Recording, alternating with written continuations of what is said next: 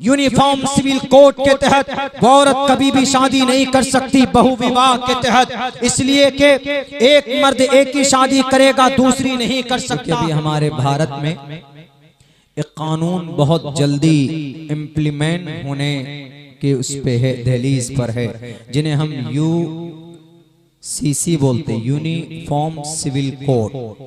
इसको उर्दू में यकसा शहरी कानून बोला जाता, uniform civil code, common civil code भी बोलते हैं।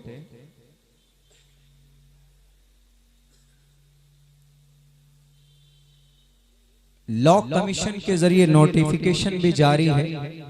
हम सब व्हाट्सएप पे तो देखते हैं कि इस पे क्लिक कीजिए, वहां जाकर अपनी राय पेश कीजिए।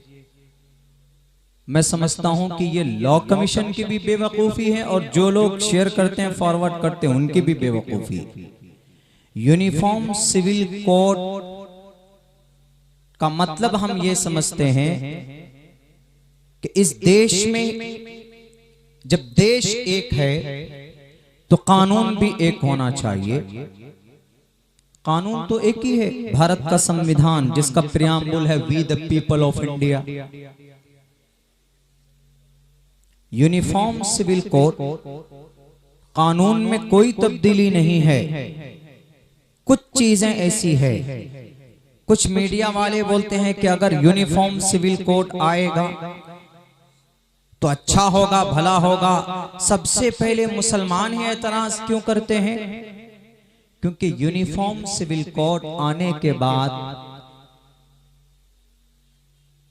कुछ चीजें ऐसी है, कुछ मसाइल ऐसे हैं कि जिनके ऊपर पाबंदी लग जाएगी और वो सिर्फ मुसलमानों के मसाइल हैं।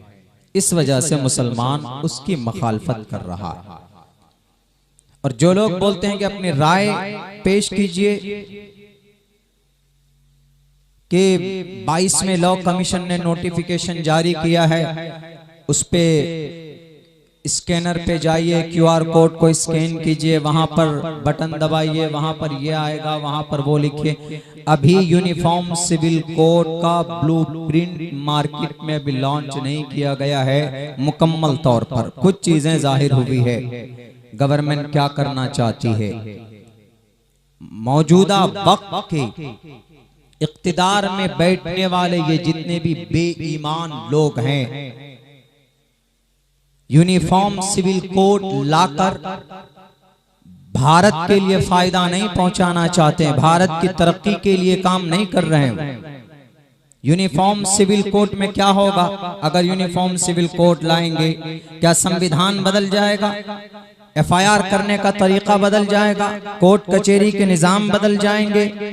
कोर्ट तो अब भी एक ही है। अगर कोई मर्डर करता है तो उसके ऊपर क्या धारा बदल जाएगा?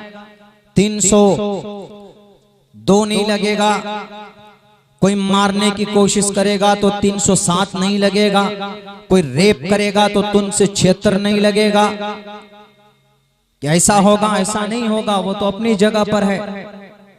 हाँ, कुछ चीजें ऐसी है, समाजी चीजें ऐसी है कि जिसके अंदर तब्दीली होगी। मिसाल के तौर पर लड़कियां हैं, उसकी शादी की उम्र बढ़ा दी जाए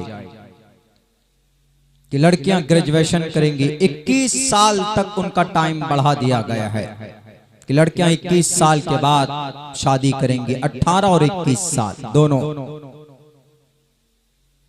इसको जरूरी करार दिया जाएगा। कोई बात नहीं, इस्लाम में 12 साल में बच्चियां बालिग हो जाती है, तो क्या 12 साल के बाद शादी करना जरूरी थोड़ी है?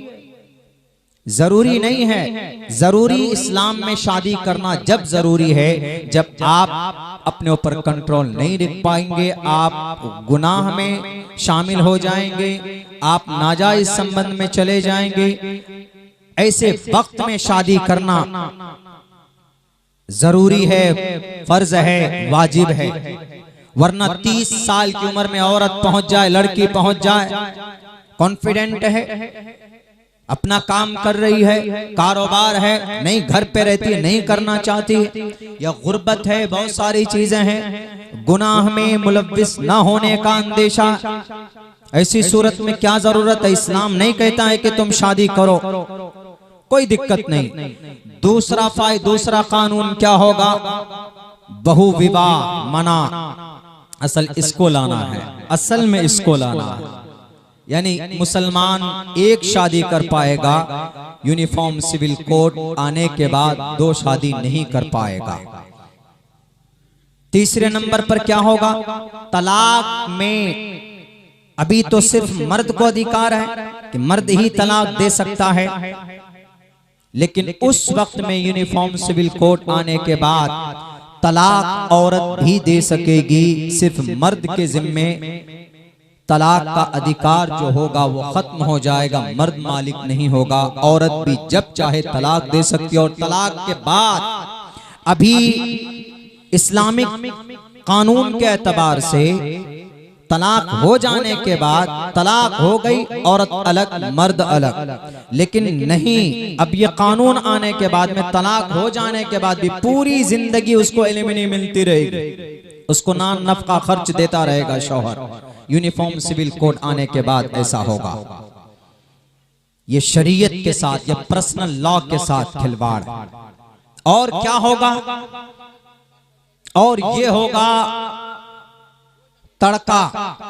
अभी मुसलमान में मर्द के, औरत के, बच्चे के, लड़की के लिए एक हिस्सा है, लड़के के लिए 2 हिस्सा है।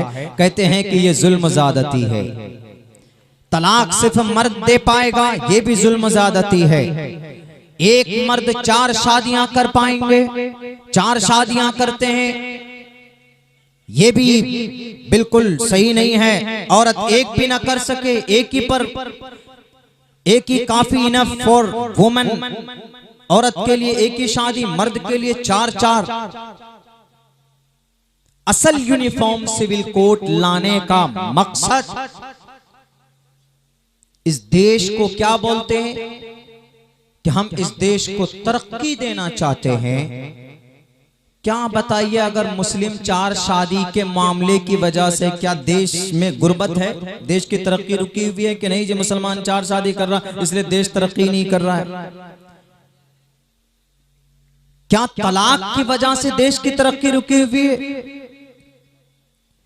क्या औरत 21 साल में बच्चियां शादी नहीं कर रही, पहले कर ली, इस वजह से देश गुर्बत में?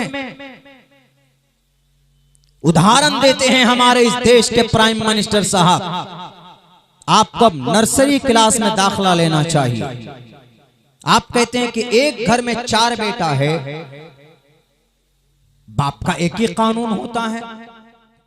अगर एक घर में